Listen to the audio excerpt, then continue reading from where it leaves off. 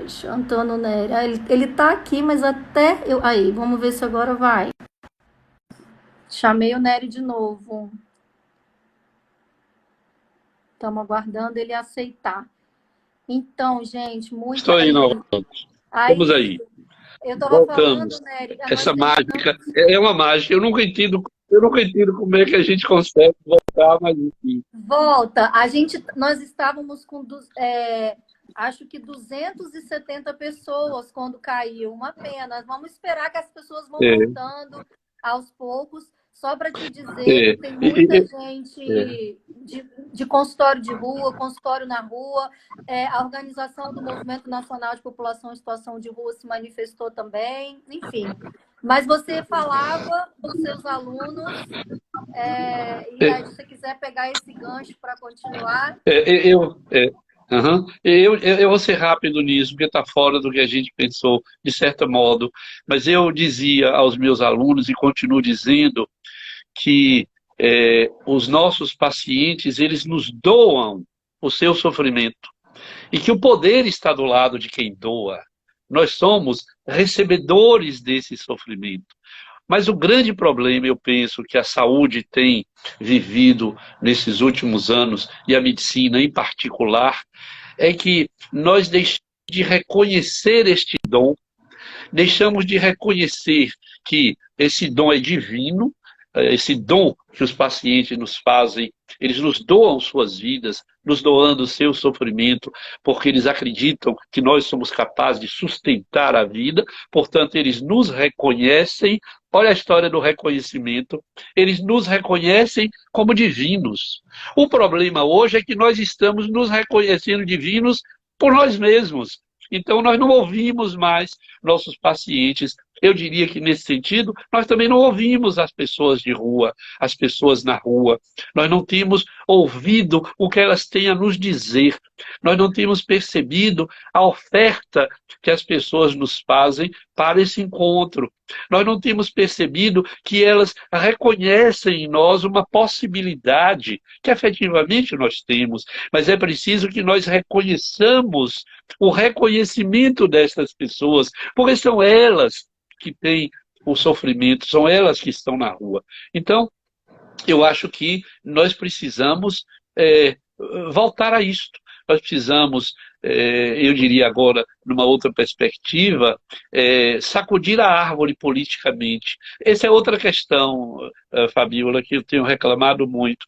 E eu acho que durante muito tempo eu próprio pensei que a técnica fosse capaz de dar conta, que o poder que a técnica nos dava seria uma garantia para o trabalho. Hoje eu não penso mais assim.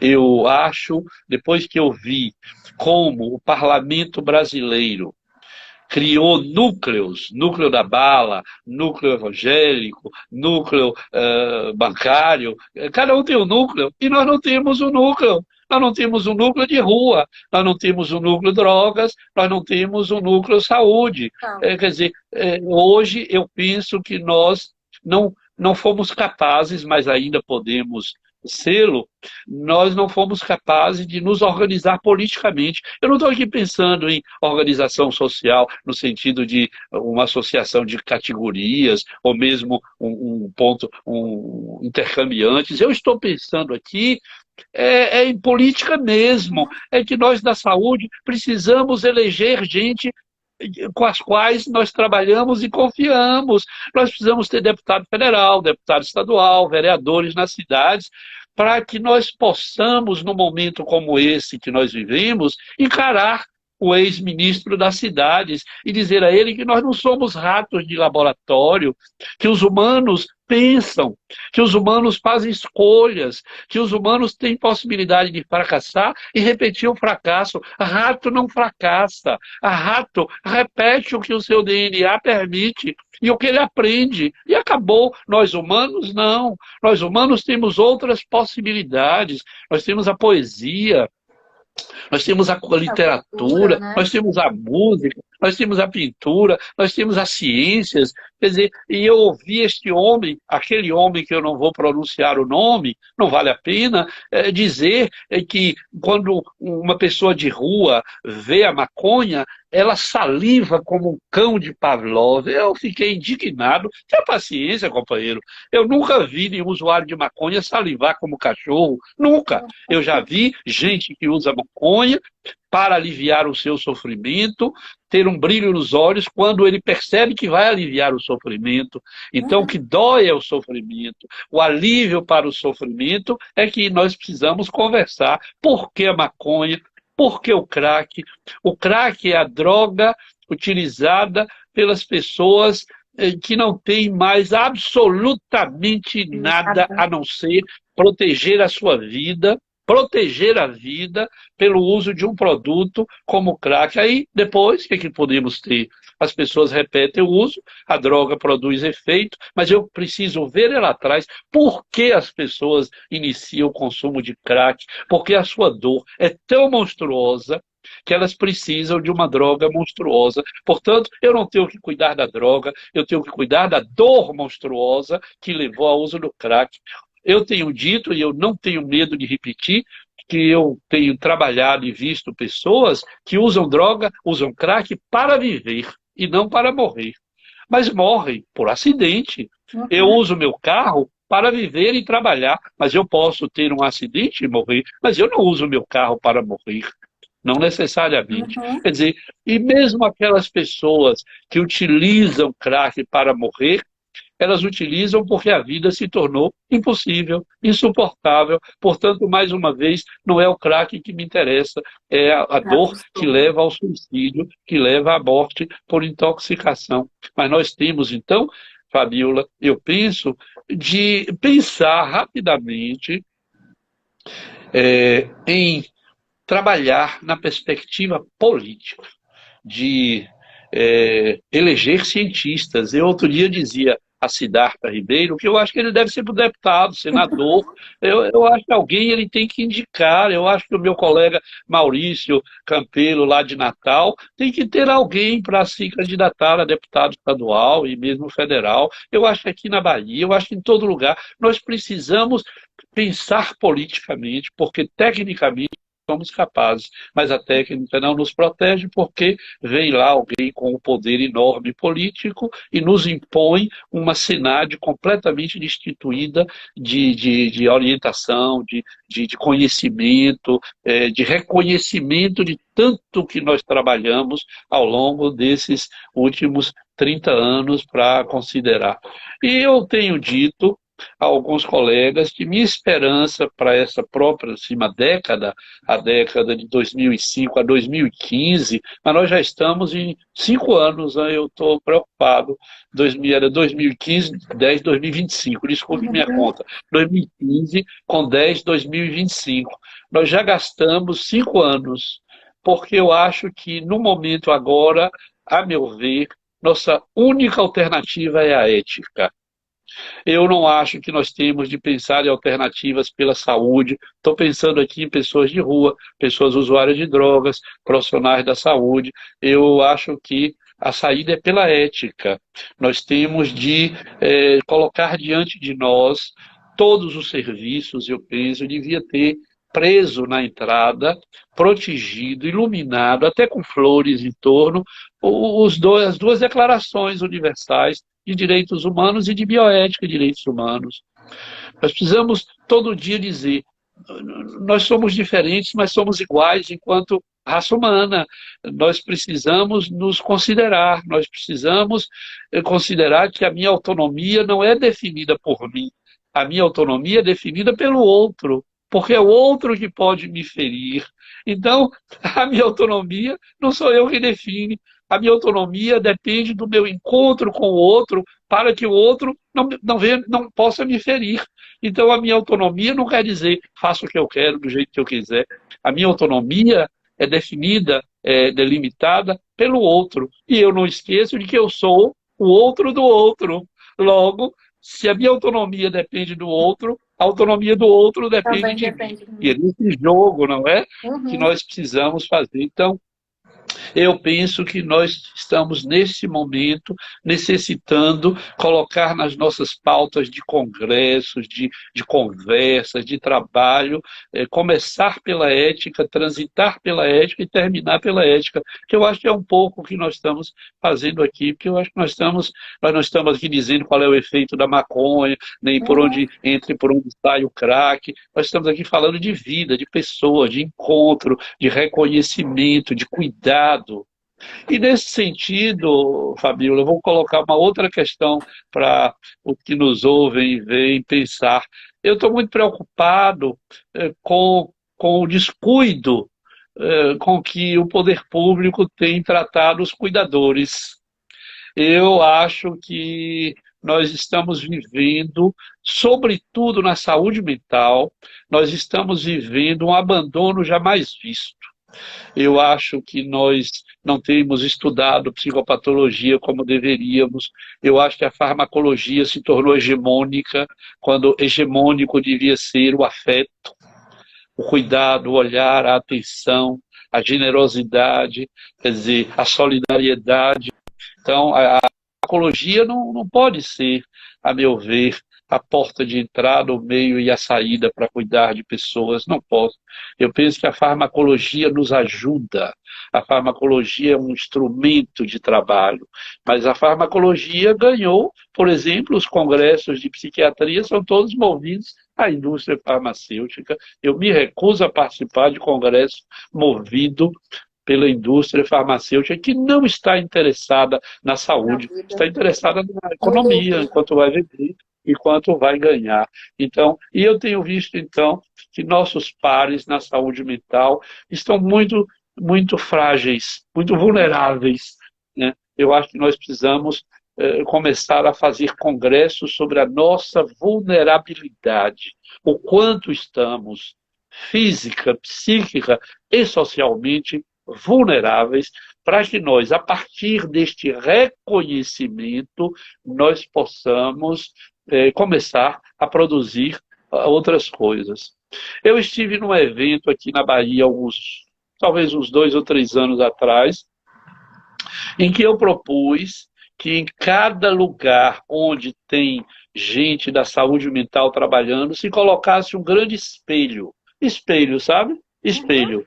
E um espelho, um grande espelho, para que nós todos pudéssemos, todos os dias, Nos ver. ficar diante do espelho e perguntar: espelho, espelho meu, que merda de trabalhador sou eu? Ou que droga, para ser mais educado, espelho, espelho meu, que droga de trabalhador. Ou eu posso perguntar: espelho, espelho meu, que trabalho faço eu?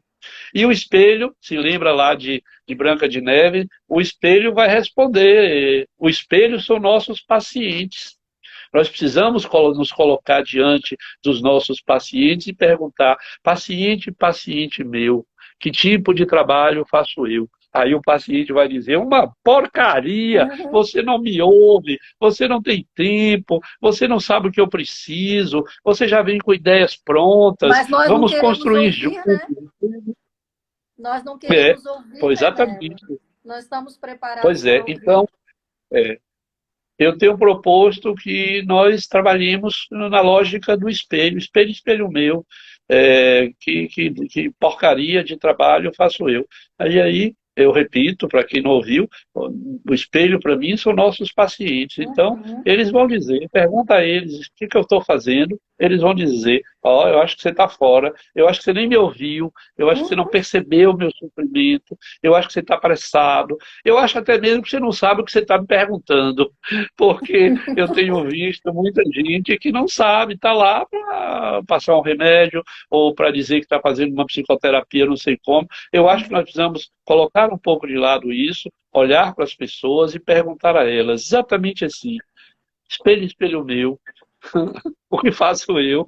E aí as pessoas certamente vão nos dizer coisas muito interessantes, eu acho. É isso. E nessa perspectiva, a gente também estar de ouvidos e olhos atentos a isso, né? Porque o medo de perguntar é o medo do que vai vir e como que eu vou lidar com isso, Não se é? estou frágil nesse contexto, se tenho, né, diversas condições objetivas e subjetivas da realidade que não estão sendo discutidas. Acredito, Pois eu é. tenho falado isso até nas outras lives que eu fiz com o professor Eduardo, com o professor Maurílio, com o professor Marcelo, na nossa preocupação nesses tempos de pandemia com essa população, que é a população Sim, dos serviços, né? Os profissionais, não só sim, os da saúde, mas os profissionais da assistência, os profissionais dos presídios, os profissionais que estão lidando e que não estão em trabalho remoto, né? Que estão lá no front, que a gente diz todo dia. sim. E acho que penso muito importante e necessário o que você falou. E aí, Nery, queria só fazer um comentário, assim, você deu vários elementos para a gente poder pensar essa relação com a população em situação de rua e com as pessoas que usam drogas, estando ou não na rua. Uma coisa que a gente tem visto em termos de políticas públicas é que há poucos dados sobre população em situação de rua, né? A gente sequer conhece essa população, há poucos Uhum, diagnósticos de quem são esses sujeitos. Mal a gente uhum. sabe onde eles estão, principalmente quando a mídia presta Isso, desserviços e classifica aqueles lugares como cracolândias, como, né, isso. de forma pejorativa, estigmatizante, não ajuda. Mas a gente sabe pouco quem são esses sujeitos, né? E uma coisa que eu tenho visto Uhum, nesse contexto de pandemia é que é muito importante a gente ouvir os profissionais da física, das exatas, da matemática, com dados estatísticos, epidemiologistas, sanitaristas, em geral, os profissionais da saúde, mas a gente pouco ouve os profissionais das ciências sociais e humanas. E quando a gente isso, fala também de acho. população em situação de rua, são essas pessoas do campo da assistência social, sobretudo, dos CREAS-POP, dos CRAS, dos CREAS, e no caso da saúde, dos consultórios de rua e na rua, né, porque temos duas modalidades, mas principalmente as pessoas da assistência social é quem de fato conhece Sim, melhor, mas são poucos ouvidos. Então, qualquer política sim. pública, qualquer ação que for feita para essa população, sem interagir, sem ouvir essas Sim, pessoas, cai naquilo que você mencionou aqui dos míseros R$ 600. Né? As pessoas não estão é? tendo que provar condicionalidades absurdas para dizer que elas têm direito a esse mísero recurso que o governo está colocando. E mais uma outra questão que também você pode comentar, que acho que além da gente não conhecer essa população, conhecer muito pouco, aqui no Espírito Santo a gente tem um dado, um perfil um pouco traçado pelo Instituto Jones dos Santos Neves, que é um instituto de pesquisa do governo do estado, que mapeou um pouco, né, essa população. Mas, no geral, se desconhece muito essa população. Uhum, Uma outra coisa é que essa população sequer está discutindo Covid, corona. Essa população ela já demanda outras condições de saúde muito sim, anteriores a isso e que são historicamente negligenciadas, né? Essa população ela já está aí, né, no nível de recusa e no nível de não acesso a alguns direitos básicos, como uhum, você falou, lavar a mão, ter um sanitário, tomar um banho, que sequer uhum, vai falar de corona para essa população. E que é uhum, preciso a gente considerar. E também o estigma que essa população carrega, né? Principalmente se ela é sim, usuária de drogas. Então, eu costumo sim, dizer que a população em situação de rua, ela não está totalmente negligenciada pelo poder público, porque pela segurança pública ela não é negligenciada, pelo contrário, é a exatamente. primeira política que chega para essa população, né, pelos organismos, os órgãos de segurança pública, polícia e tudo mais, agentes de segurança pública, e nas lógicas das internações compulsórias, né, que muitas populações dessas sofreram e vêm sofrendo, e eu creio que nesse momento isso pode se acirrar, né? Então, acho que a gente precisa aí tocar em vários pontos de discussão da população em situação de rua, que é para além do contexto de pandemia, que o contexto ele só aflora, né? E aí, Nery, você podia comentar isso e já explicar para a gente, falar sobre as experiências concretas da Bahia, que as pessoas estão perguntando aqui. O que de fato você tem visto acontecer pelo Poder Público da Bahia e pelo que você tem feito aí com os consultórios, os projetos dos pontos de cidadania que você ainda supervisiona, né? Eu vou começar pelo final das suas colocações. Há 2 anos atrás, aproximadamente, o projeto Axé, que é um projeto que tem quase aqui na Bahia, que foi criado e ainda é conduzido por Cesare Della Rocca, que é um homem extraordinário, e eles trabalham com meninos e meninas que estão em situação de precariedade, de rua muitas vezes, e eles têm um programa muito interessante de cuidar com a escola, com alimentação, com moradia, com aprendizagens mais diversas. Então, o projeto Axé se associou à universidade, ao Instituto de Psicologia, e fizeram um levantamento. Foi aí que nós chegamos aos 14 mil como mínimo e 17 como máximo de pessoas em situação de rua, efetivamente, na cidade de Salvador. Agora, eu acho que Salvador deve ser igual à maioria das cidades desse país, que descuidou completamente desta população. Essas pessoas, Fabiola, elas são matáveis, elas não têm interesse, elas são feias, elas são sujas, elas são uma excrescência. Quanto mais bonita a cidade, menos as pessoas devem estar nas ruas, né? Quer dizer, nós desconsideramos a rua como um lugar dos que não tem para onde ir, como eu disse há pouco, os que não têm casa, os que não têm família que os acolhe, os que não têm amigos, senão os amigos feitos na própria rua. Então, o que eu tenho visto aqui e em outros lugares onde eu tenho viajado é uma absoluta negligência do poder público com relação a essas populações. É como se dissesse assim, olha, eu não faço para a classe média, eu vou fazer para esse povo que é drogado, bandido, assaltante, que mata gente, nem pensar. Neste sentido, nós temos visto aqui na Bahia uma enorme dificuldade de acesso dessas pessoas às unidades de saúde, aos serviços de saúde. Eles não passam da porta. Eles podem estar sangrando. O micropoder, para lembrar de Foucault, não permite a pessoa o vigilante da portaria, a portaria das unidades, porque todo serviço de saúde tem uma portaria para barrar todo mundo. Bom, eu tive até uns estudantes de medicina que foram barrados para entrar num serviço, e eu adorei, porque eu disse a eles, se vocês foram barrados, imaginem, né, as outras pessoas. Então, eles não têm acesso. Por essa razão, eu comecei com uma colega chamada Alessandra Tranquilli, montamos uma proposta de trabalhar com as unidades básicas de saúde no sentido de sensibilizar as pessoas à chegada das pessoas em situação de rua, porque a primeira coisa que dizem é, está muito sujo, ninguém vai lá, é usuário de drogas, ai meu Deus, sujeira com mais sujeira, só dá sujeira, manda embora, não é atendido.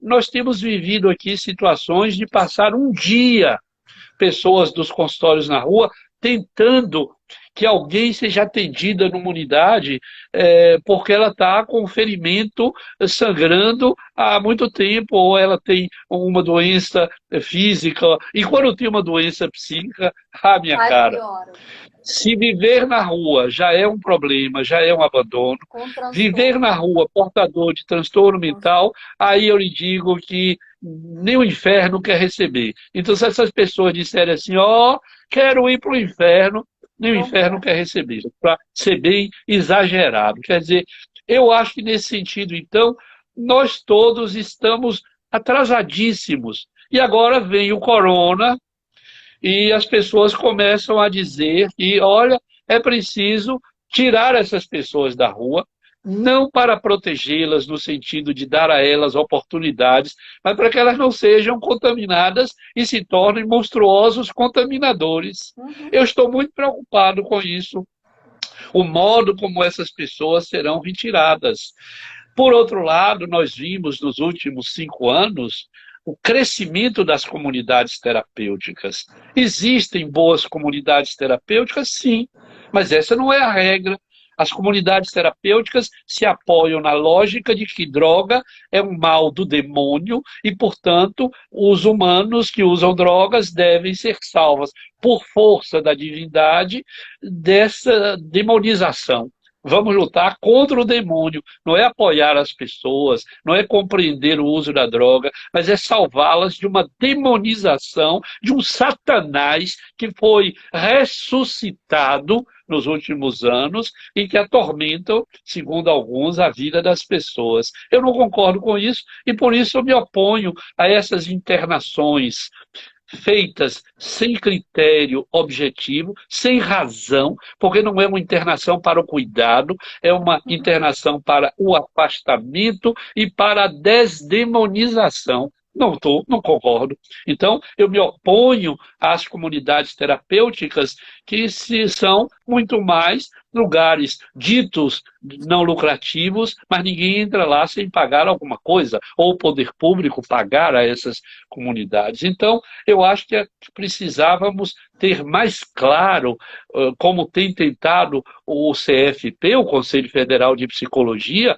a meu ver, tem sido o único conselho que tem ido às comunidades e tem dito isso não é possível. O relatório que o CFP produziu é o que nos orienta. Então, eu temo que neste momento muita gente esteja sendo levada, sem que nós percebamos, para esses lugares. A única esperança que eu tenho, e eu vou dizer uma coisa bem maldosa, a única esperança que eu tenho é que as comunidades tenham medo dessas pessoas e não as aceitem pela contaminação. Mas isso vai gerar uma crise dos infernos, porque se elas não têm para onde ir, se as comunidades não as recebem, porque agora não é mais a droga, agora é o vírus que é um problema. A droga desdemoniza, mas o vírus não. Essas pessoas, lamentavelmente, na minha perspectiva, elas estão fadadas, a maioria, a ficar nas ruas e certamente serão as pessoas que morrerão mais. Acho que nós vamos ter um contingente de pessoas mortas em situação de rua, porque elas não terão acesso sequer a ultrapassar, a meu ver, a porta das unidades especializadas, exceto se nós começarmos a falar disso e, sobretudo, que os serviços, que não são comunidades terapêuticas, sejam sensíveis a acolher essas pessoas, independentes delas são sujas, de serem sujas ou limpas, mas pela necessidade que elas têm de serem acolhidas pela doença que vai levá-las à morte se não forem tratadas. Mas eu não estou otimista, não. Eu acho que o Ministério Público, acho que a Defensoria Pública de cada estado tem que estar muito atenta. A Defensoria é minha esperança de que as defensorias estejam vigilantes com relação ao abandono a que essas pessoas estão submetidas e que as defensorias exijam dos serviços o devido cuidado que essas pessoas merecem, porque eu não acredito que elas terão esses cuidados pela graça divina, pela graça do cuidado, pelo cuidado. Não acredito, sou pessimista nesse sentido. Por outro lado, você falou aí que as ciências sociais estão afastadas. Eu tenho reclamado há 30 anos, eu tenho um antropólogo trabalhando no CETAD, sociólogo, assistentes sociais, advogado, quer dizer, e outra coisa que eu surpreendo um pouco é que eu tenho perguntado aos meus colegas de trabalho, o que você está lendo? As pessoas pensam que eu estou perguntando qual é o artigo da revista que ela está lendo. Não estou interessado nisso, não. Eu estou interessado no seguinte, você leu Saramago? Você leu A Caverna de Saramago e percebeu como é que aquele oleiro vive a experiência de caminhar para encerrar a sua atividade, porque a indústria da olaria começa a chegar à sua província? Você leu isso? Você leu As Intermitências da Morte e viu que quando a morte faz greve, a vida se complica? Você leu Ensaio sobre a Cegueira? Aí eu peço às pessoas que me digam assim, qual é seu poeta favorito, compadre? Hein? Então eu fico surpreso em ver que a cultura, no sentido da civilização, toda a literatura, as pessoas estão afastadas. Os cientistas se afastam das humanidades e as humanidades não chegam aos cientistas. Então, eu começo meu programa na rádio todo sábado lendo uma poesia Uhum. e termina com uma música que o convidado escolhe. Poesia no começo e música no fim. Quer dizer, é para as pessoas perceberem que não é possível cuidar de gente Uhum. se nós não estivermos pensando na literatura, na poesia, na dança, na arte, na escultura. As pessoas não vão ao museu para ver as exposições e querem cuidar de gente. Como é que você cuida de doido sem entender dali, sem ficar parado olhando o tempo todo as coisas que dali Uhum. pintou e dali você vai embora para fazer um jogo miserável de palavras? Quer dizer, é preciso que nós pensemos. Eu pergunto às pessoas: você tem lido Edgar Morin?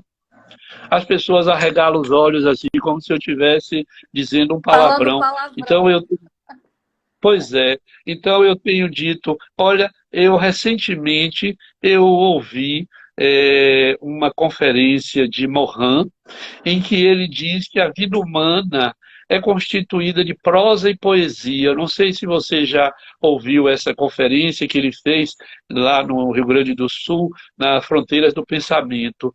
Ele diz: olha, todo humano, não importa se é rico, se é pobre, se é bonito, se é feio, se está na rua ou não está, todo humano, a sua vida é constituída de prosa e poesia. Eu achei isso lindo. E ele diz: a prosa é o trabalho, é a dor, é ir para o mercado, é buscar o filho na escola, é lutar, é fazer as coisas que nós precisamos fazer, que são enfadonhas, cansativas, repetitivas. Ele diz: isso é a prosa. E a poesia? Ele diz: a poesia é a alegria, é a festa, é o carnaval, é a música, é o sexo, são os amigos, é o churrasco que você faz e queima a carne toda e não dá certo, é o vinho que você toma com uma pessoa e nunca mais esquece, é uma viagem que você fez, é um amor que você perdeu e passa o resto da vida se lembrando daquele amor que poderia ter sido, mas que foi interrompido. Então, ele diz: isso é poesia. E eu adorei isso. Eu já li muita coisa de Morin, mas eu nunca tinha lido nada dele exatamente nessa formulação. E aí eu disse: olha, eu acho que nós precisamos pensar em conversar com as pessoas em situação de rua para a gente reconhecer o quanto elas têm de poesia. E talvez eu pudesse dizer a você que hoje eu vou definir as pessoas de rua como aquelas que estão quase que exclusivamente na prosa e que elas têm muito pouco poesia.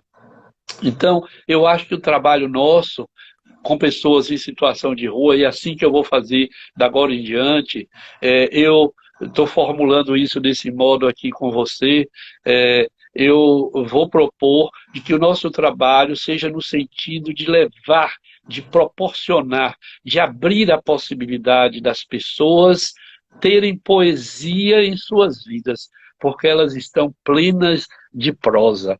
Então, eu já sei que vão me perguntar: o que você chama de prosa? De lutar para conseguir o crack, lutar para conseguir a maconha, se prostituir a noite toda, se contaminar, transar com homens e homens com mulheres insuportáveis. Você olha assim, como é que pode? Eu acho que essa é a dura prosa destas pessoas. Então elas quase nada têm de poesia, mas tem, viu?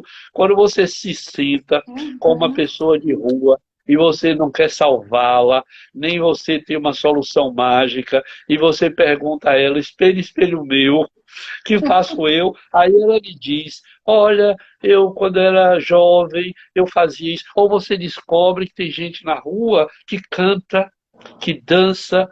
Outro dia, lá na nossa igrejinha, que não é uma igreja sagrada, eu chamo de Uhum. igrejinha porque ela está abandonada e Uhum. nós estamos usando aquele espaço.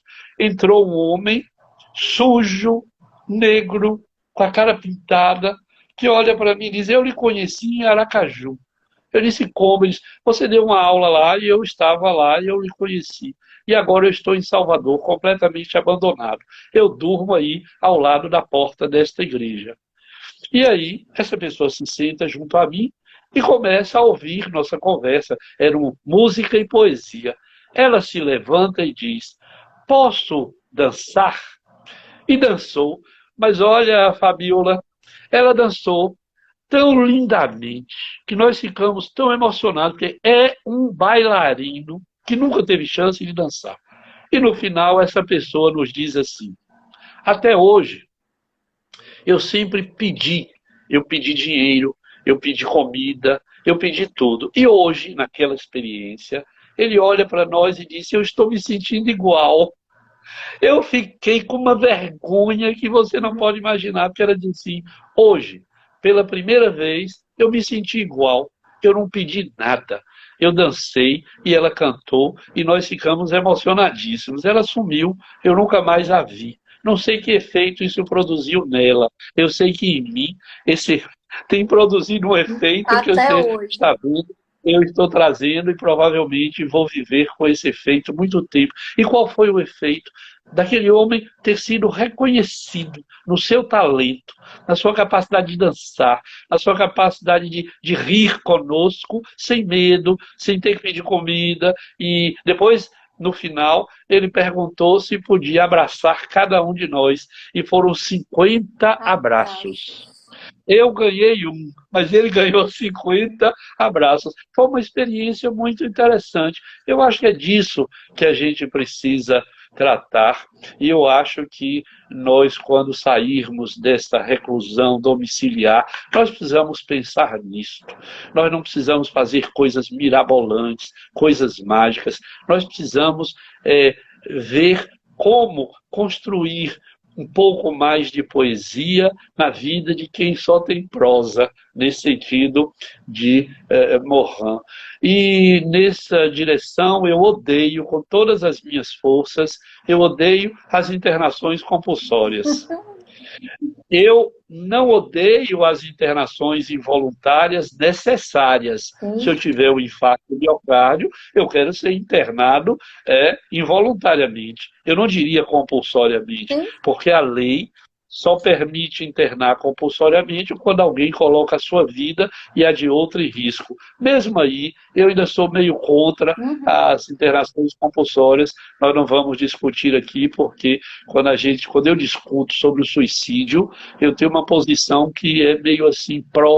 pró-suicídio. Em que sentido? Eu acho que chega momento na vida de uma pessoa que não há mais alternativa. E muitas vezes a alternativa é a morte. Mas isso é uma questão para a gente discutir, porque isso tem Bioética panos para pura, né, manga. né? Bioética pura. Não é? A gente tem que pensar. Mas eu acho que quando a gente sair dessa reclusão, desse distanciamento que não é tão distante assim, eu acho que nós precisamos pensar nisso. Não é esperar que o poder público me dê coisas extraordinárias para trabalhar. Eu acho que nós temos só de ir para a rua. Nós juntamos lá 5, 6, 10 pessoas, vamos para a rua. Agora, não vamos para a rua para dar às pessoas a sopa da morte. Porque, Fabiola, Uhum. eu considero que a sopa pode ser sopa da morte ou sopa da vida. Sopa da morte é a sopa que mantém as pessoas no mesmo lugar. E sopa Uhum. da vida é aquela que possibilita as pessoas produzirem algum movimento. A sopa é a mesma. A Uhum. diferença está em quem dá a sopa, E em como quem dá? leva a sopa, não é? Então eu tenho dito, as pessoas reclamam, eu não tenho carro, eu não tenho estetoscópio, eu não tenho isso. Eu digo, você tem você mesmo, você tem seus olhos, seus ouvidos, bem hipocraticamente suas mãos, mas você tem poesia, você tem coisa na cabeça. Você quer encontrar a pessoa? Então nós se há um efeito benéfico nessa nossa reclusão domiciliar, pelo menos nós da saúde, eu acho que é por aí. É nós pensarmos na solidão dessas pessoas, no abandono dessas pessoas, como elas não têm com quem conversar, como elas não têm casa, como elas não têm poesia, como elas estão destituídas de tudo, e que talvez a gente possa sair e nosso movimento seja só esse, de ir ao encontro dessas pessoas e dizer a elas: olá, espelho, espelho meu, Que droga de trabalho faço eu? E aí o espelho vai dizer, ou então você pergunta à pessoa quem é ela, o que que ela quer. Talvez para terminar, eu não sei quanto tempo nós temos, mas durante muitos anos eu ouvi as mães no meu consultório que vinham me dizer que o filho usava maconha. Nos anos 80, a maconha era o horror do horror. Hoje é o crack. Ninguém fala do álcool, ninguém fala dos medicamentos que tem em casa. E a mãe chegava e me dizia, era mais a mãe, viu, do que o pai. Meu filho usa maconha. E eu dizia, sim. E quem é seu filho? Aí, de modo geral, essas mães me diziam, meu filho é Paulo. Eu dizia, sim. E quem é Paulo? Elas diziam, é meu filho. Eu dizia, mas é só isso?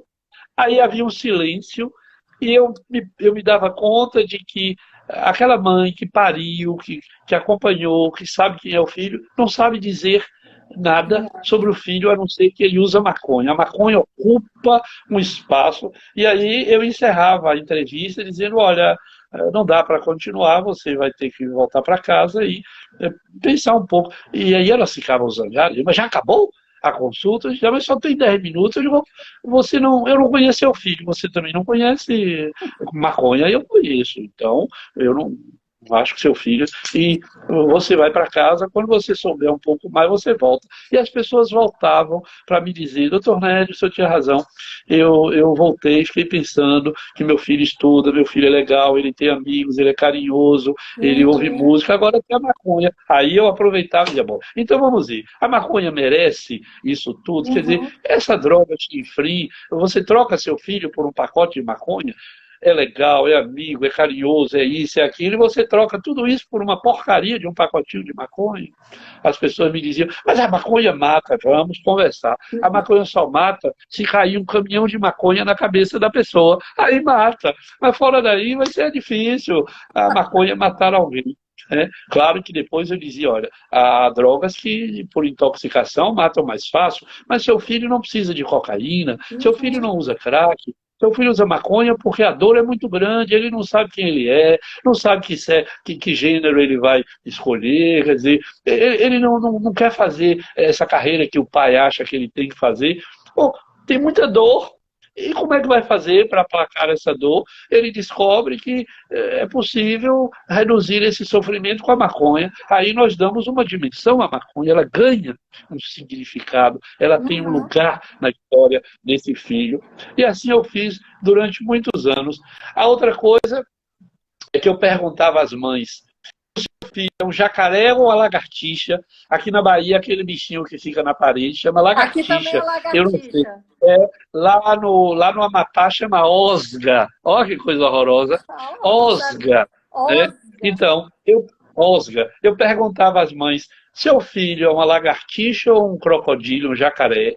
Aí elas ficavam pensando, pensando, e aí eu ajudava, porque eu dizia, você sabe o que é uma lagartixa? Sei.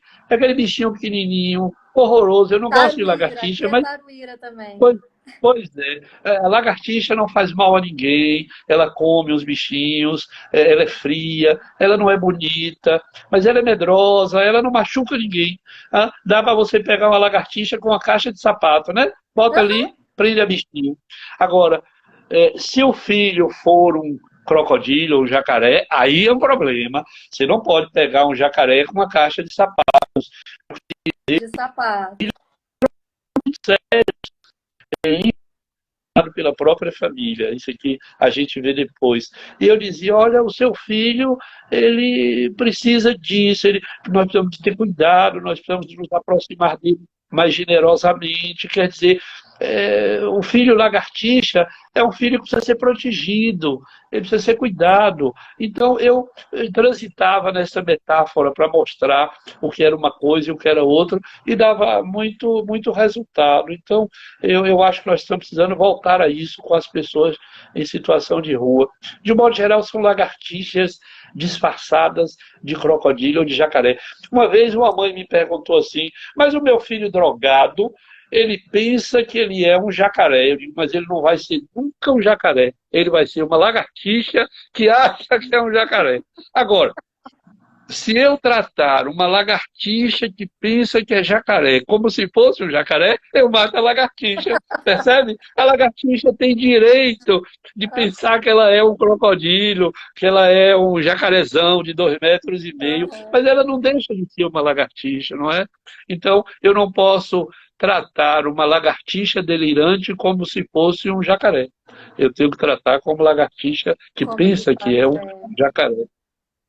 Então, eu acho que a gente tem que voltar às ruas, Fabiola, e tratar as pessoas assim, pensar desse modo, levar poesia, ouvir a prosa dessas pessoas. Agora, aqui eu estou pensando em dois significantes. Ouvir a prosa significa ouvir o que essas pessoas têm Tem a a dizer. contar e ouvir a prosa no sentido, eu diria, simbólico, Uhum, subjetivo, uhum. que Morin coloca, né? Quer dizer, ouvir esta prosa numa dupla dimensão. Por isso é que a gente tem duas orelhas. Eu tenho dito às pessoas que nós temos duas orelhas, é para E ouvir só uma coisas boca, né? diferentes.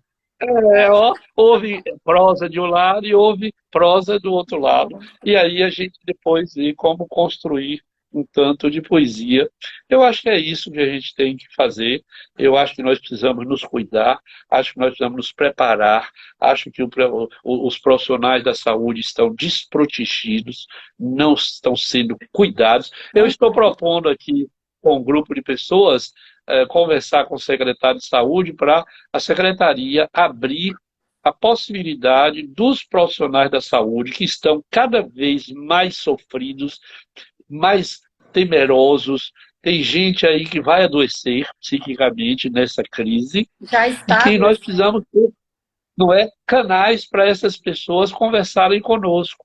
Mas eu acho que isso deve ser um canal oficial da Sim. secretaria. Então, hoje eu conversei com a secretária, a subsecretária de saúde, no sentido de dizer, olha, eu encontro as pessoas, mas a senhora tem que criar um canal para que essas pessoas possam falar, parar um pouco, chorar e ouvir, ver alguém, como nós estamos nos vendo aqui, ver alguém chorando e você dizer, é isso aí, ó, eu também vou chorar, a vida é dura, vamos lá, quer dizer, você não está só. Então, eu acho que nós precisamos, eu lhe sugiro isso também aí no Uhum, Espírito Santo. Minha uhum. próxima, a provocação que eu tenho feito no Intercambiantes, não sei se você leu, eu coloquei isso ontem ou hoje, Sim. é de que nós precisamos criar canais de comunicação com os profissionais que estão na linha de frente.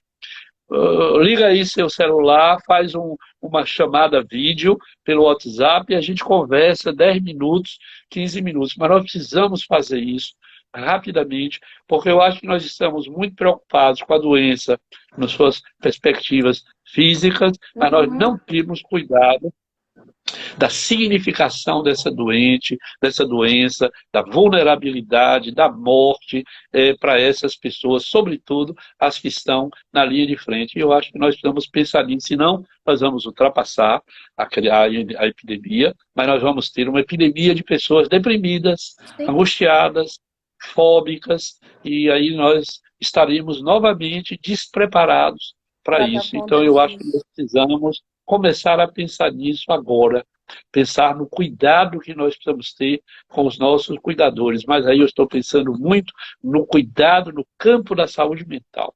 Eu acho que nós precisamos cuidar dos nossos pares, porque eles estão precisando. É isso. Nery, eu quero te dizer o seguinte: vamos para 2 horas de live. Ave Maria, E aí eu não meu Deus. interrompi porque achei que ia cometer um assassinato e as pessoas iam me crucificar. Quero ser uma Meu Deus. pessoa da paz aqui, que todo mundo Obrigado. passe a gostar da Eu gente, estou das sem nossas relógio, lives. eu estou sem relógio e não me dei conta Mas disso. é assim que é bom, sem relógio, sem nenhuma pretensão de ser diferente do que foi. A gente vai precisar encerrar mesmo, né? Por conta desse tempo. Fica muito cansativo Obrigado. para todo mundo, para você principalmente que está falando. Eu sei que você falaria por 4 horas, sem nenhum pudor, sem nenhum cansaço, com a vitalidade que você tem. É a vitalidade que a gente precisa injetar nas nossas veias. Eu não interrompi porque estamos a todo momento com mais de 200 pessoas online. E as pessoas o tempo todo aqui pedindo mais, pedindo bis, pedindo outras lives, pedindo para salvar a live. Então, por isso que eu não interrompi. E porque, de fato, o papo está maravilhoso. E aí eu quero dizer a todos que nos ouvem e a você, Nério, que o que a gente teve hoje foi uma aula de vida, né? Eu não consigo resumir essa nossa live de hoje sem ser dessa forma. Esse nosso encontro, esse nosso encontro. Esse nosso encontro virtual, que está muito próximo, embora a distância física, mas estamos muito, muito próximos e próximas, né, a todo mundo. E eu saio daqui, assim como todo mundo, com muitas lições. Eu acredito que o espelho meu tem que fazer parte do nosso cotidiano, né, nem que seja de forma figurativa. A gente pensar na sopa da morte, que a gente constantemente tem dado, né, de forma figurativa também, para os nossos usuários das nossas políticas sociais, e pensar na prosa, né, nesses indivíduos que estão plenos de prosa, mas quase nada de poesia, né? Mais ou menos isso que você nos ensinou hoje. Eu acho que de uma Ou forma eles têm poesia e a gente não vê, ou não eles têm vê. poesia e a gente não ouve, não escuta, né? Com certeza, estão É plenos isso. também de poesia, a gente que não escuta essa poesia e não transforma isso de uma forma acessível, né? Então, acho Sim, que para sim. todo mundo foi uma aula, né, de vida, de bioética, que é o que sempre você nos presenteia toda vez que a gente conversa e te ouve. De todo modo, mesmo que a gente não tenha tocado muitos pontos que as pessoas aqui sugeriram, mas de uma forma geral, os elementos que você traz para a gente pensar, a gente consegue daqui fazer muitas elucubrações a posteriori. A gente vou ficar digerindo essa live por muito tempo, porque ela me impactou bastante e acredito que impactou todo mundo que nos ouviu. Quero dizer para todo mundo que, infelizmente, gente, as pessoas estão pedindo para botar no YouTube. Não é possível. A única coisa que o Instagram permite é deixar essa live por 24 horas, então só até amanhã à noite. Está gravado no meu perfil para quem quiser. Não consigo compartilhar e não consigo colocar isso em outras plataformas. Eu já tentei de tudo, mas nós, como eu falei no início, nosso uso aqui é bem caseiro, né? Estamos cada um na sua casa, com seu celular, com a tecnologia que a gente tem. Então, o que eu consigo fazer é salvar no meu perfil até amanhã para quem quiser assistir. Mais do que isso, só se a gente tivesse outra plataforma, né? Nem baixar no IGTV, Flávia. Já tentei, já entrei em contato com o Instagram. Uma live, o Instagram não tem permitido, tá? Mas sigam a gente no Facebook. Eu coloquei aqui o endereço Fênix UFES, mas não é no Instagram, é no Facebook. E Nery, meu querido, muitíssimo obrigada. Muitíssimo obrigado. Muitas boas energias para você. Que você continue nos abrilhantando sempre e a gente, como intercambiantes e como Fênix, te agradece muito. Eu acho que agora travou lá para ele. Travou, eu não sei. Obrigado, viu? Então. Obrigado, viu? Sou eu quem agradece. Se você tiver o meu e-mail, você pode disponibilizar que eu posso dialogar por e-mail e depois eu vejo com as pessoas. Antônio Nery Filho, Nery com Y, @gmail.com. Então eu não respondo logo, mas a gente pode dialogar. O e-mail eu acho que ainda é uma forma. E agradecer a vocês que funcionaram, que me permitiram me ver nessa relação especular. E eu também vou ficar pensando no que eu não disse, no que não foi possível dizer, mas, sobretudo, lhe agradecer pela generosidade de me acolher e de conversar comigo. Então, obrigado a todos e até uma Obrigado. Vamos outra, colocar um em outro encontro. prática tudo isso. Um beijo grande Um para grande todos, abraço. gente. Um Um grande beijão. abraço. Um Quem beijo. Tchau, sabe uma tchau. outra live. Obrigado, viu? Beijo. Obrigado. Tchau, tchau.